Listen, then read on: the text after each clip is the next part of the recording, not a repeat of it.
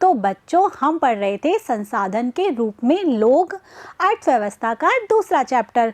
इसमें हमने बहुत सी चीज़ें जान ली थी कि जनसंख्या की गुणवत्ता शिक्षा पर और स्वास्थ्य पर निर्भर करती है। इसके अलावा महिलाओं और पुरुषों की आर्थिक जो क्रियाकलाप हैं उसके बारे में हमने जाना था। सकल और विलास की कहानी हमने पढ़ी थी और हमने जनसंख्या संसाधन के रूप में किस प्रकार से लोग हैं ये भी हमने जाना था।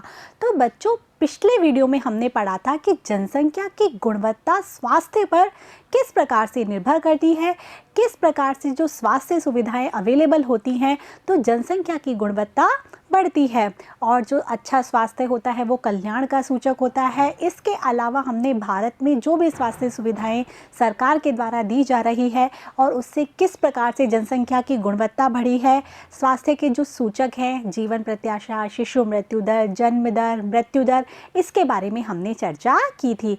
अब आज के वीडियो में हम पढ़ेंगे कि बेरोज़गारी क्या होती है, बेरोज़गारी किन कारणों से होती है और भारत में बेरोज़गारी किस प्रकार से है। तो आइए शुरू करते हैं बेरोज़गारी।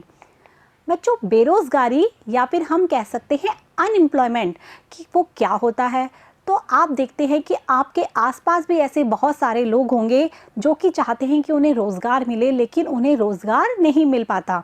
अर्थात किसी भी मजदूरी की दर पर, जो प्रचलित मजदूरी की दर है उस पर कोई व्यक्ति रोजगार चाहता है और उसे रोजगार नहीं मिल पाता तो उसे ही कहते हैं हम बेरोजगार। आया बच्चों समझ में? यही यहाँ पर लिखा हुआ है कि बेरोजगारी किसे कहते हैं कि जब प्रचलित मजदूरी दर पर काम करने के इच्छुक लोगों को रोजगार ना मिले तो ऐसी स्थिति को हम बेरोजगारी कहेंगे। आ रहा है बच्चों समझ में कि व्यक्ति क्या चाहता है? काम चाहता है, वो काम करने का इच्छुक है लेकिन उसे रोज़गार नहीं प्राप्त हो रहा। यहाँ पर एक बात ध्यान देने योग्य है कि काम करने का इच्छुक होना चाहिए। जैसे कि हमने सकल की कहानी पढ़ी थी। अब सकल की माँ वो चाहती तो वो भी तो रोज़गार प्राप्त कर सकती थी, लेकिन वो रोज़गार प्राप्त करने की इच्छुक ही नहीं थी, वो घर के कामकाज ही संभालती थी। जबकि जो विलास की माँ है वो काम करती थी, वो मछलियाँ बेचती थी। तो इसका मतलब जो विलास की माँ है वो तो रोज़गार में है, जबकि जो सकल की माँ है उसे भी हम बेरोज़गार नहीं कहेंगे क्योंकि वो कार्य करने की इच्छुक ही नहीं है। कहने का तात्पर्य है कि रोज़गार प्राप्त करने का इच्छुक भी होना चाहिए व्यक्ति, तभी वो क्या कहलाएगा? बेरोज़गार कहलाएगा। तो समझ में आ गया कि जब प्रचलित मजदूरी दर पर काम करने वाले लोगों को, इच्छुक लोगों को रोज़गार प्राप्त नहीं होता तो वो कहलाते हैं बेरोज़गार। ठीक है। अब बेरोज़गारी की आप श्रेणी में आप कहेंगे कि ऐसे तो जो लोग काम नहीं करते वो सभी क्या हैं? बेरोज़गार है। कि एक बच्चा है वो भी बेरोज़गार है, भाई काम तो करता नहीं है। आप लोग पढ़ाई तो कर रहे हो, कमा तो नहीं रहे हो, तो आप भी क्या हो गए? बेरोज़गार हो गए। तो ऐसा नहीं है। बेरोज़गारी की भी एक उम्र होती है कि हम कह सकते हैं कार्यशील जनसंख्या। तो 15 वर्ष से 59 वर्ष के बीच में जो लोग व्यक्ति आते हैं वो यदि काम करने के इच्छुक हैं और उन्हें काम नहीं मिलता तो वे लोग कहलाएंगे बेरोज़गार। और 15 वर्ष से छोटे अर्थात जो कि जो बच्चे होते हैं और 59 वर्ष से बड़े जो कि होते हैं वृद्ध, वो बेरोज़गारी की श्रेणी में नहीं आते। तो आप समझ पा रहे हो कि सकल की माँ वो क्या है? काम करने के इच्छुक नहीं है तो वो बेरोज़गारी की श्रेणी में नहीं आएगी। इसके अलावा 59 वर्ष से अधिक के व्यक्ति जो कि वृद्ध हो चुके हैं वो बेरोज़गारी की श्रेणी में नहीं आएंगे। और 15 वर्ष से कम के बच्चे जो कि कार्य नहीं कर सकते वो बेरोज़गारी की श्रेणी में नहीं आते। तो कहने का मतलब है जो श्रम बल है वो होता है 15 वर्ष से 59 वर्ष की आयु के बीच में, और इस आयु में जो व्यक्ति होते हैं वो कहलाते हैं बेरोज़गार। आया बच्चों समझ में कि श्रम बल संख्या में वे लोग शामिल होते हैं जिनकी आयु 15 वर्ष से 59 वर्ष के बीच होती है। ये व्यक्ति क्या होते हैं? काम करने के इच्छुक होते ही नहीं हैं, जैसे कि वृद्ध व्यक्ति है और बच्चे। समझ में आ रहा है कि कौन कौन से बेरोज़गारी की श्रेणी में नहीं आते? जो व्यक्ति काम करने के इच्छुक नहीं हैं, बच्चे और वृद्ध वो बेरोजगारी की श्रेणी में नहीं आते, जबकि श्रम बल जो कि 15 वर्ष से 59 वर्ष के बीच में होता है, वहाँ जो व्यक्ति काम करने के इच्छुक हैं और उन्हें रोजगार नहीं मिलता तो वो बेरोजगारी की श्रेणी में आते हैं। तो आपको समझ में आ गया कि बेरोजगारी किसे कहेंगे और कौन व्यक्ति बेरोजगारी की श्रेणी में आएगा। अब भारत में यदि हम देखें तो बेरोजगारी कई प्रकार की पाई जाती हैं। हम जानते हैं कि भारत में ग्रामीण दशाएं बिल्कुल अलग होती है और शहरी दशाएं बिल्कुल अलग होती है। तो इसीलिए भारत में जो बेरोजगारी है उसको भी दो भागों में बांटा है। एक तो है ग्रामीण बेरोजगारी, क्योंकि वो अलग प्रकार की होती है, और एक है शहरी बेरोजगारी, वो अलग प्रकार की होती है। तो यही है, एक तो है ग्रामीण और एक है शहरी बेरोजगारी। अब हम इनको वन बाय वन देखेंगे। तो सबसे पहले हम देखते हैं ग्रामीण बेरोजगारी। तो ग्रामीण बेरोजगारी भी बच्चों दो प्रकार की पाई जाती है। एक तो है मौसमी बेरोजगारी और एक है प्रच्छन्न बेरोजगारी। मौसमी अर्थात सीजनल अनएम्प्लॉयमेंट क्या होता है? तो बच्चों मौसमी बेरोज़गारी क्या होती है कि जो हम किसानों को देख लें यदि, तो किसान क्या होते हैं, वर्ष के कुछ महीने तो उनके पास बहुत सारा काम होता है, लेकिन कुछ महीने उनके पास काम ही नहीं होता। जैसे हमने डाला और रामकली की कहानी पढ़ी थी कि वो दोनों आपस में यही कन्वर्सेशन कर रहे थे। डाला बोल रहा था कि मेरे पास सिर्फ 5 महीने मुझे काम मिला, बल्कि 7 महीने मुझे कुछ भी काम नहीं मिला। तो रामकली ने भी यही बोला कि मेरी भी यही स्थिति है। तो ऐसे लोग जिनको कि वर्ष के कुछ महीनों में कार्य मिलता है, बाकी कुछ महीने उनके पास कोई कार्य नहीं होता, जैसे कि किसान के पास जुताई, बुवाई, गहाई, जब ये सब कार्य होते हैं खेतों में तो उसके पास कार्य होता है, अर्थात वो बेरोजगार में होता है। लेकिन बाकी के टाइम उसके पास कोई रोजगार नहीं होता। ऐसा तो है नहीं कि वो पानी डाल दिया उसने और देख रहा है उनको बैठा बैठा और वही बढ़ा रहा है उसको, फसल तो अपने आप ही बढ़ती रहती है। तो इसीलिए ऐसी बेरोजगारी को हम कहेंगे मौसमी बेरोजगारी। इसके अलावा आपने देखा कि जो व्यक्ति गर्मियों में आइसक्रीम बेचता है तो वो क्या रहता है, उस टाइम तो रोजगार में रहता है, लेकिन यदि जब सर्दियां आ जाती हैं तो उसके पास कोई रोजगार नहीं मिलता होता, तो उसे सर्दियों में कोई और रोजगार देखना होता है। तो मौसमी बेरोजगारी का अर्थ होता है कि मौसम के हिसाब से व्यक्तियों को रोजगार मिलता है। अब दूसरी जो बेरोजगारी है ग्रामीण, वो होती है प्रच्छन्न बेरोजगारी। अब ये प्रच्छन्न का अर्थ है छिपा हुआ, प्रच्छन्न का अर्थ होता है छिपी हुई। अब वो कैसे होती है? देखो, जैसे क्या होता है, किसी भी एक रोजगार में या किसी भी एक काम में व्यक्ति की आवश्यकता है 5 की, लेकिन लगे हुए 8 लोग। यदि 5 लोग मिलकर कार्य करेंगे तब भी वही कार्य होगा, यदि 8 लोग मिलकर वो कार्य करेंगे तब भी वो कार्य होगा। हाँ, बस इतना अंतर हो सकता है कि 5 व्यक्ति यदि वो कार्य कर रहे हैं तो वो कार्य धीमे होगा और 8 से वो जल्दी भी हो जाए, लेकिन ऐसा भी हमेशा हो ऐसा संभव नहीं है।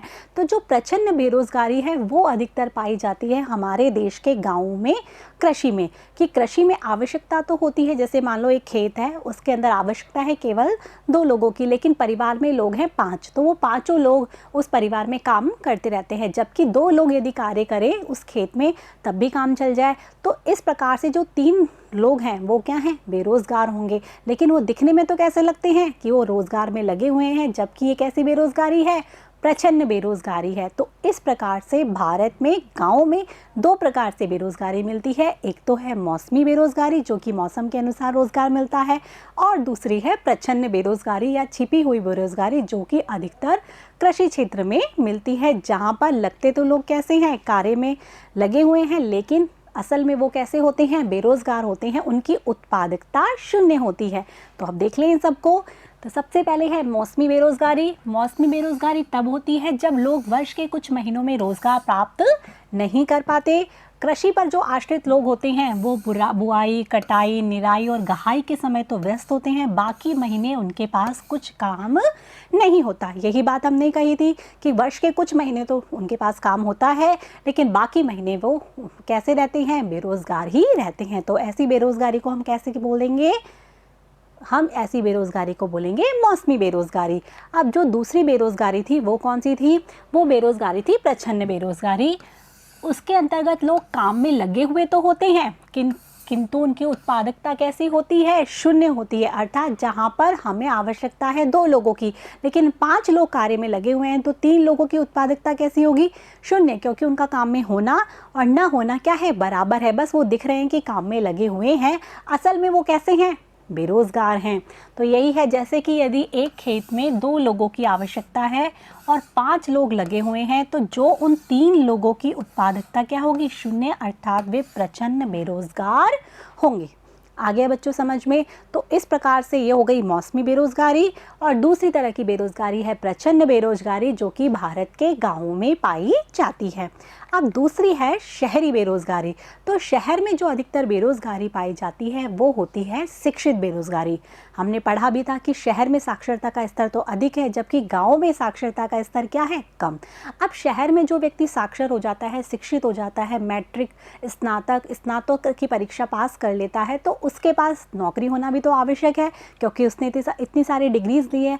लेकिन असल में क्या होता है कि भारत के जो शहर हैं वहाँ पर जो लोग हैं वो डिग्रीज तो बहुत सारी ले लेते हैं, लेकिन उनको रोज़गार नहीं मिल पाता। तो इस प्रकार की बेरोज़गारी कहलाती है शिक्षित बेरोज़गारी। हमारे भारतवर्ष में ऐसे बहुत शहर हैं, और ऐसे शहर में बहुत सारे युवा हैं। आप आए दिन सुनते भी रहते हैं कि युवाओं को नौकरी की तलाश है, सरकार ने इतनी नौकरी निकाली है, तो इस पे इतने पद निकाले हैं, तो इस पे इतने सारे लोगों ने अप्लाई किया है, एक अनार है तो 100 बीमार है। तो ऐसा ही होता है शिक्षित बेरोज़गारी में कि जो पद हैं वो तो होते हैं कम, और जो बेरोज़गार व्यक्ति होते हैं वो बहुत सारे होते हैं। इसीलिए तो आजकल कंपटीशन इतना हाई होता चला जा रहा है।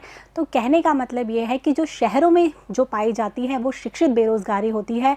हम हमारे भारत देश में देखते हैं कि मैट्रिक पास है उनको फिर भी कोई ना कोई रोज़गार मिल जाता है, लेकिन जो स्नातकोत्तर मतलब अच्छी डिग्री ली हुई होती है वो लोग अधिकतर कैसे हैं, बेरोज़गार होते हैं।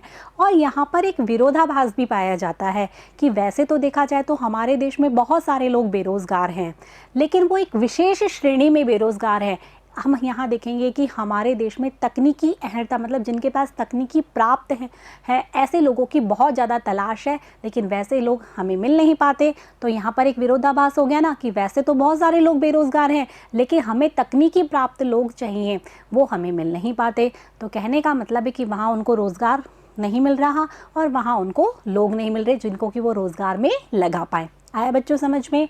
तो यही है कि मैट्रिक, स्नातक और डिग्रीधारी युवक क्या हो जाते हैं, बेरोज़गार रहते हैं। कहाँ, भारत के शहरों में।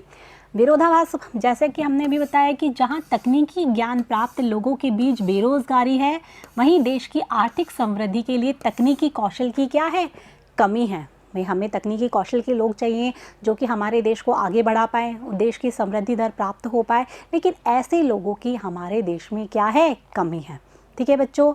अब आगे के लिए हम देखते हैं बेरोज़गारी, कि बेरोज़गारी का क्या नकारात्मक प्रभाव पड़ता है, कि बेरोज़गारी किस तरीके से हमारे जो युवा लोग हैं उनको परेशान करती है, देश की समृद्धि दर को किस प्रकार से पीछे ले जाती है। तो यहाँ देखते हैं हम बेरोज़गारी के नकारात्मक प्रभाव। ठीक है, कि बेरोज़गारी से क्या होता है, आर्थिक बोझ में वृद्धि होती है। अब देखो, जो व्यक्ति जिससे कि कार्यशील जनसंख्या में आता है, 15 वर्ष से 59 वर्ष में आता है, उसे कमाना चाहिए, देश के में योगदान देना चाहिए, देश की राष्ट्रीय आय को बढ़ाना चाहिए। वो बढ़ा नहीं रहा, बल्कि वो क्या है, खाली बैठा है, उसके पास कोई कार्य नहीं है, तो वो क्या करेगा, देश की अर्थव्यवस्था पर बोझ बनकर रह जाएगा। तो इस प्रकार से जो बेरोज़गारी है वो आर्थिक बोझ में क्या करती है, वृद्धि करती है, क्योंकि वो उत्पादक कार्य तो कर नहीं पाता व्यक्ति, तो वो क्या करता है, देश के लिए बोझ बनकर रह जाता है। इसके बाद आता है कि जो देश के जो बेरोज़गार व्यक्ति हैं वो कार्यशील जनसंख्या पर क्या बन जाते हैं, बोझ बन जाते हैं। जैसे कि एक परिवार है, उसमें 3 लोग कमाने वाले हैं, 15 से 59 आयु वर्ग के बीच में हैं। अब उसमें केवल एक व्यक्ति कमाता है जो कि कार्यशील जनसंख्या में है, जबकि जो 2 व्यक्ति हैं वो कार्यशील जनसंख्या में आते हैं लेकिन वो कमाते नहीं हैं। तो वो 2 व्यक्ति भी वो उस व्यक्ति पर क्या बन जाएंगे, बोझ बन जाएंगे। परिवार का जीवन स्तर है वो सुधर नहीं पाएगा। आ रहा है बच्चों समझ में, परिवार में तंगी रहेगी, बदहाली रहेगी। तो कहने का मतलब है कि जो बेरोज़गार व्यक्ति हैं वो कार्यशील जनसंख्या पर क्या बन जाते हैं, बोझ बन जाते हैं। कार्यरत जनसंख्या पर बेरोज़गारी की निर्भरता क्या हो जाती है, बहुत अधिक हो जाती है। जैसा कि मैंने अभी बताया कि इस तरीके से बोझ बढ़ जाता है, तो जो बेरोज़गार व्यक्ति है वो कमाता नहीं है, घर पर अपनी आय नहीं देता, तो इस प्रकार से घर में क्या रहती है, गरीबी रहती है। यदि गरीबी रहती है तो खाने के लिए अच्छा खाना नहीं मिल पाता, जीवन स्तर में क्या आती है, गिरावट आती है। तो इससे स्वास्थ्य पर भी क्या पड़ता है, बुरा प्रभाव पड़ता है। आ रहा है बच्चों समझ में। तो लोगों के स्वास्थ्य स्तर में भी क्या होती है, गिरावट होती है। यदि कोई व्यक्ति कमाएगा नहीं, उसके पास पैसे नहीं है, रोज़गार नहीं है, तो वो अपने बच्चों को भी नहीं पढ़ा पाएगा। आए समझ में। तो स्कूल जो है उससे भी क्या हो जाता है, अलगाव। लोग कमाते नहीं हैं तो अपने बच्चों को विद्यालय भी भेज नहीं पाते, वो उनसे भी काम करवाना चाहते हैं जो कि पॉसिबल भी नहीं हो पाता, छोटा बच्चा तो क्या काम करेगा। तो इस तरीके से स्कूल से भी क्या होता चल जाता है, अलगाव होता चला जाता है, कि स्कूल प्रणाली से अलगाव होता चला जाता है। अब जो भारत के हम माने या विश्व के माने कि व्यक्ति यदि रोज़गार में नहीं है तो वो क्या होगा, उत्पादक कार्य नहीं करेगा, देश की अर्थव्यवस्था में योगदान नहीं करेगा। तो अर्थव्यवस्था में कुछ योगदान नहीं है, उत्पादन नहीं है, तो अर्थव्यवस्था क्या चली जाएगी, मंदी की स्थिति में चली जाएगी। तो अर्थव्यवस्था में जो मंदी आती है उसका एक कारण बेरोज़गारी भी है। तो देश की अर्थव्यवस्था मंदी की स्थिति में होती है, ठीक है। इसके बाद आता है मानव संसाधन की बर्बादी। वो कैसे, कि देखो हमने पढ़ा था कि मानव या जनसंख्या एक क्या है, संसाधन है, और उसको हम शिक्षा और कौशल के द्वारा या स्वास्थ्य के द्वारा मानव पूंजी में परिवर्तित कर देते हैं। लेकिन यदि उस पर हमने शिक्षा का, कौशल का, इसका निवेश कर दिया, लेकिन वो हमें उस तरीके से क्या नहीं दे रहा, उसका रिटर्न नहीं मिल रहा। आज हम आपके मम्मी पापा या हम स्कूल वाले आपके ऊपर क्या कर रहे हैं, निवेश कर रहे हैं, आपको शिक्षा दे रहे हैं, मम्मी पापा आपको अच्छा स्वास्थ्य स्तर दे रहे हैं और चीज़ों में निवेश कर रहे हैं। लेकिन कल को यदि आपको रोज़गार नहीं मिलता, आप भविष्य अपना सुनहरा नहीं कर पाते, तो क्या होगे, आप क्या बन जाओगे, बोझ बन जाओगे, नहीं बन जाओगे। और आपके जो मानव संसाधन हैं जिसको हम मानव पूंजी में बदल सकते हैं, वो उसकी क्या होगी, बर्बादी होगी। वो हमारे देश के लिए अच्छा नहीं है। जैसे हम भूमि, जल, वन, इनकी बर्बादी होती है तो भी देश को नुकसान होता है। तो इसी प्रकार मानव संसाधन की बर्बादी होती है तो उसका भी देश को नुकसान भुगतना पड़ता है। तो बेरोजगार है अर्थात वो कुछ कार्य नहीं कर रहा, कोई उत्पादक कार्यों में उसका इन्वॉल्वमेंट नहीं है, तो वो क्या हो रही है, मानव संसाधन की बर्बादी हो रही है। तो संसाधन की क्या होती है, बर्बादी होती है। अब व्यक्ति ने इतना अच्छा शिक्षा ले ली, इतनी अच्छे कौशल स्तर पर पहुंच गया और उसके बाद भी उसको रोज़गार नहीं मिल रहा, वो अपने परिवार का कल्याण नहीं कर पा रहा, वो अपने परिवार को जो देना चाहिए, भाई एक व्यक्ति यही चाहता है कि हमारे माता पिता ने हमें शिक्षा दी, कौशल दिया, हमें अच्छे स्तर पर पहुँचे तो हम भी उनको रिटर्न में दे पाएँ, लेकिन उसे इस प्रकार से नहीं मिल पाता तो उसके मन में असहाय और निराशा की भावना आ जाती है, क्योंकि रोज़गार प्राप्त करना भी एक व्यक्ति के लिए बहुत ज़रूरी भी है और आवश्यक भी है। तो इसीलिए युवा वर्ग में क्या आ जाती है, असहाय और निराशा की भावना आ जाती है। आ रहा है बच्चों समझ में? तो ये हैं हमारे बेरोजगारी के नकारात्मक प्रभाव, जो कि ना केवल देश पर पड़ते हैं, व्यक्ति विशेष पर पड़ते हैं, बल्कि समाज पर भी इसका नकारात्मक प्रभाव पड़ता है। ठीक है बच्चों, अब हम देखते हैं भारत में किस प्रकार से बेरोजगारी पाई जाती है। तो आपको सुनकर ये आश्चर्य होगा कि यदि हम सांख्यिकी आंकड़े देखें तो भारत में बेरोजगारी का स्तर निम्न है, अर्थात भारत में बहुत कम लोग हैं जो कि बेरोजगार हैं। आश्चर्य हो रहा है ना, कि हम तो देखते हैं कि अधिकतर पढ़ते हैं कि भारत में बहुत सारे लोग बेरोजगार हैं, हम अपने आसपास भी देखते हैं, लेकिन ऐसा नहीं है। ऐसा क्यों है? क्योंकि हमारे भारत देश में जो व्यक्ति अच्छे से डिग्रीधारी है, उसने अच्छी डिग्री ले रखी है, वो भी ऐसे कार्य करने को विवश हो जाता है जो कि उसके डिग्री के अनुकूल नहीं है। अर्थात जो निम्न आय है, निम्न उत्पादकता वाले कार्य करने को भी वो व्यक्ति विवश हो जाता है। ऐसा कार्य करने के लिए वो इसलिए विवश हो जाता है कि नौकरियां ही नहीं है, तो ऐसे में उसको जो कार्य मिलता है वो वह करने के लिए तैयार हो जाता है। आ रहा है बच्चों समझ में?